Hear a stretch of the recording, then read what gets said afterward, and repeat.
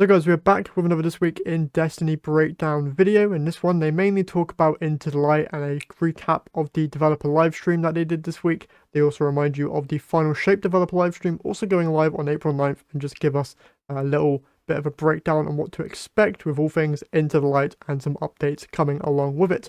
So we'll jump into all the details as usual, but before we do, if you're going to enjoy this video as always, be sure to leave a like and hit that subscribe button if you haven't done so already, as it's free to do and really does help me out here a ton. But with all that being said, let's go ahead and jump into today's video. First off here, just a recap of the third developer livestream and everything that they went over. Main things to acknowledge here are that Whisper and 0 Hour are returning, so you'll be able to obtain a craftable version of both Whisper and the Worm and Outbreak Perfected. Whisper and the Worm's exotic mission will be available as soon as Into the Light launches on April 9th, so best of luck with that. 0 Hour will be available in May, so you've got a couple of weeks there to farm out Whisper, and then 0 Hour will come out later. Similar to other exotic missions, these will have quests each week to unlock new upgrades for these weapons. Make sure you jump in, grab the weapon first, and then come back again each week to claim the upgrades for the weapon. Alongside all of the craftable options for these weapons, you also have the reprised ships. Now, if you've got the 1000 Wings or the Scrap CF ship from both the Whisper mission and 0 Hour, those ships aren't returning. Instead, we are getting the Carve of the Worm ship, which is inspired by 1000 Wings for the Whisper mission, and 0 Hour will offer the Via Mana Junker ship, which is inspired by the Scrap CF and also inspired by the Outbreak Perfected. There's no images here to show us what these look like, so we're just going to have to wait and see when they drop from each mission. They next also talk about the new PvP maps coming in May. These include Eventide Labs, Cirrus Plaza, and Dissonance. These take place on Europa, Neomuna, and the Terraform Pyramid respectively. As well, we'll also be receiving character recustomization, so if you hate the way that your Guardian's face looks, you'll be able to change this for completely free starting next Tuesday with the Into the Light update launch. Also, you'll be able to change your character's in-game name, so if you were stuck with Guardian hashtag 625 something, whatever, you'll be able to change your name, or if you just don't like the name you already have, you can change that to whatever you would like, which is awesome. They also give us a clip glimpse of Pantheon here, which is, in their own words, a new raid boss gauntlet starting on April 30th. In Pantheon, you'll have the opportunity to face raid bosses in a weekly challenge with escalating difficulties and rewards.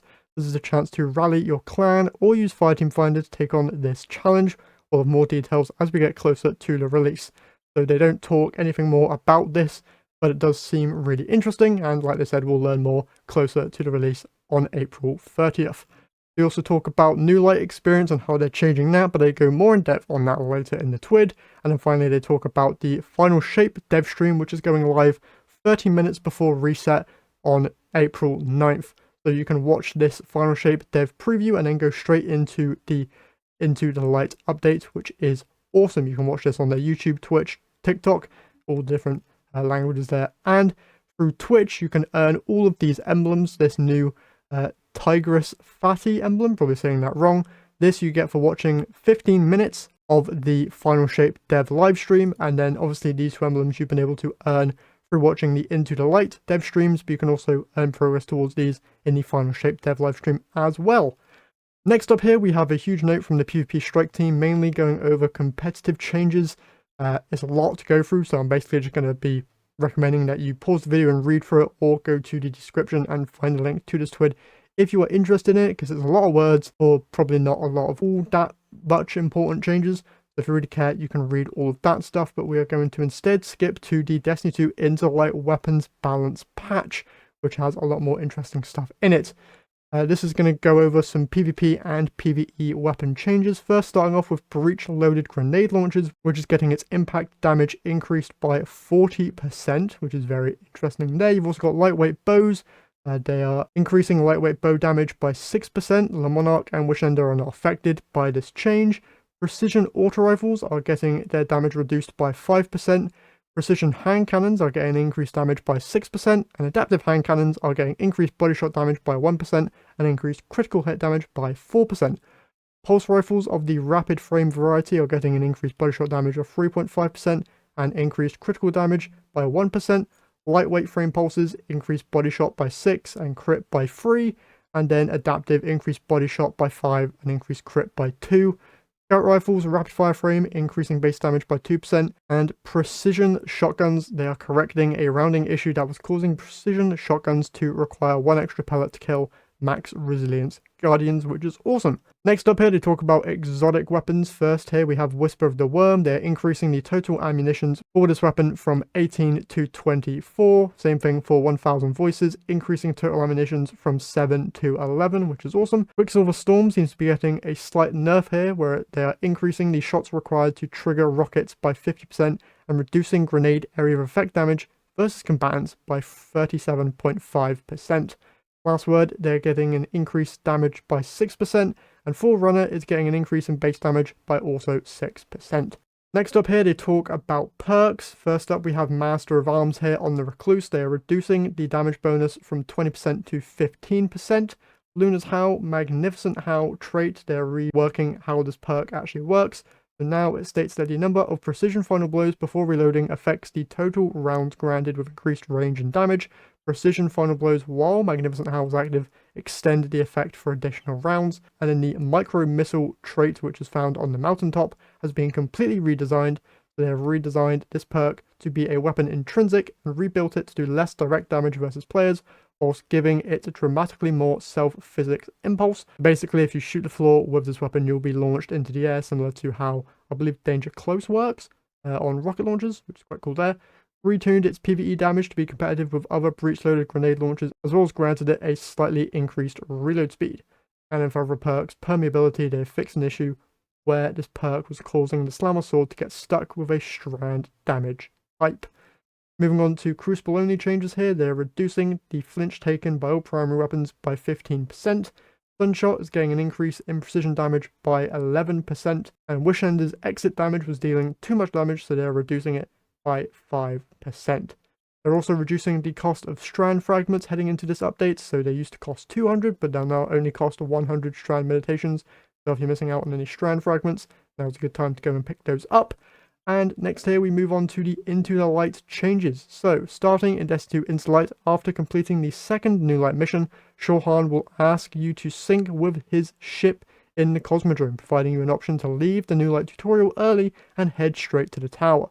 The option to skip the tutorial will remain for the rest of your time in the Cosmodrome, and no matter when you leave, you'll still receive critical rewards like your ship and your Sparrow. Don't worry about missing out if you decide to skip. The ship will remain in the Cosmodrome for the duration of A Guardian Rises, so players who choose to not skip immediately can do so at any time afterwards. This is a very good change for any new and returning players who get forced into that New Light experience but don't necessarily need it. Alongside the skip here, you'll also be able to receive New Light kits from Ikora Ray here. So it says to help bridge the gap between new and our seasoned defenders, players will now be able to head to the tower and choose a kit handpicked from Ikora and the Vanguard. New Light kits are bundles that contain a curated set of gear and subclass abilities. These kits are themed around specific subclass fantasies to help provide players with a shortcut to build crafting and give them a taste of the sweet, sweet space magic. There are 9 kits in total, 1 for each Light subclass. Players can claim 1 per class, and all of these contain 2 legendary weapons, 1 exotic weapon, 4 rare armor pieces, and a legendary class item, as well as subclass abilities such as aspects and fragments. In addition, New Light kits will also grant players a short quest that, when completed, will grant an exotic armor piece. New Light kits will be available to all players, so whether you're a New Light player looking to gear up, a returning player looking to step into the modern sandbox, or a veteran looking to jumpstart a new character, this is a great way to get those things. This is a great thing for new players. Highly recommend taking advantage of this whilst it's in the game, and it also seems that this is free, which I think is also cool. I'm very surprised that they didn't lock this behind a paywall, so that is great. Alongside that, there's also wallpapers here if you're interested in any of that. And then they also talk finally here about an Onslaugh Legend challenge.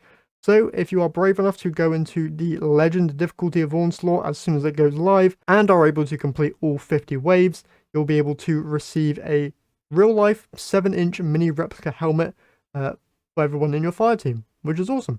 So if you're able to do that, first 3 teams will be able to claim this reward. So if you want a mini Shaxx figure, you can do that, which is cool. And that's basically it for this week's TWID breakdown. If you want to read it for yourself on any of the stuff that I skipped, links in the description to all of that. That's it from me here today. So if you've enjoyed, as always, be sure to leave a like and hit that subscribe button, and I'll catch you guys in the next one.